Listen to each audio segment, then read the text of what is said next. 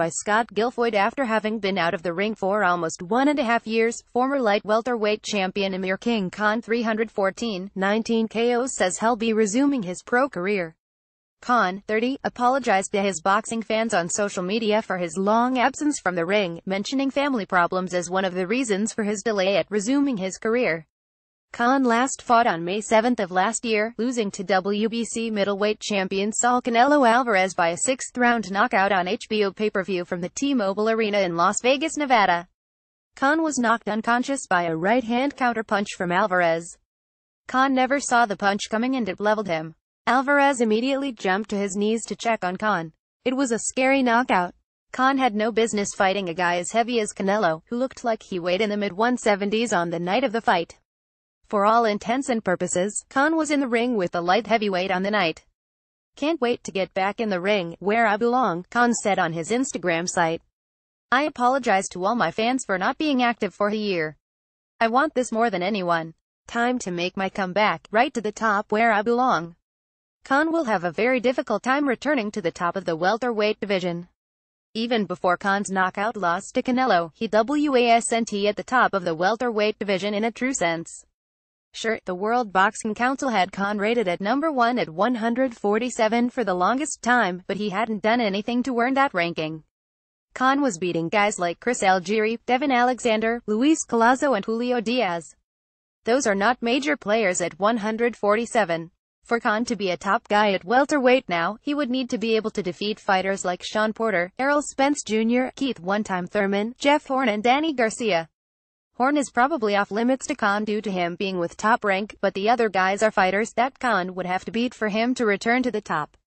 Khan tried to arrange a fight against the fading Manny Pacquiao earlier this year, but the Filipino star's promoter Bob Arum nixed that idea.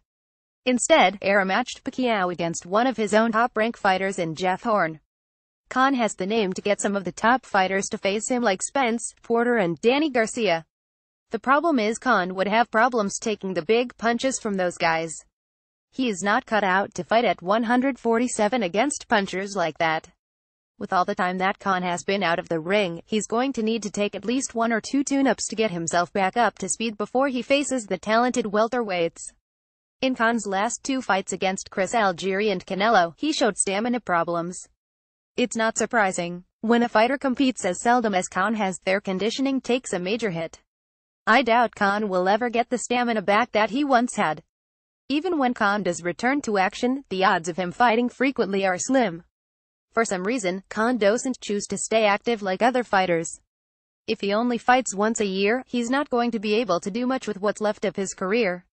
It's unfortunate that Khan took all this time off from boxing, because he probably missed his window to face Cal Brook in a big money fight in the UK.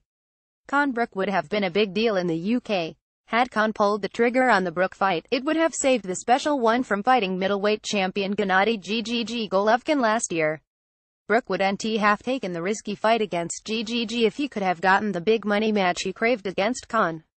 Things would have been different for Brook's career. He likely wouldn't have suffered a bad eye injury, and he would be moving up in weight to 154 under much more favorable circumstances. Khan's best chance of finding success right now would be for him to move back down to 140 and go after one of the world titles that will soon be vacated by champion Terence "Bud" Crawford. Khan moved up in weight to the 147-pound division in 2013 because he believed it would increase his punch resistance. Khan never fought any good welterweights to prove that his chin had improved or not, but I don't think it did improve. Khan will have major problems if he gets inside the ring with the likes of Spence or Thurman at welterweight. That's why it would be a good idea for Khan to move back down to 140. To sum it up, Khan will likely need to do these things to salvage the remaining time in his boxing career: move back down to 140, fight at least 3 times per year, have his trainer Virgil Hunter teach him some defense to protect his chin, jab more frequently. Khan needs to throw his jab with more authority. His knockout loss to Canelo came after Khan threw a slow jab that was countered by the Golden Boy star.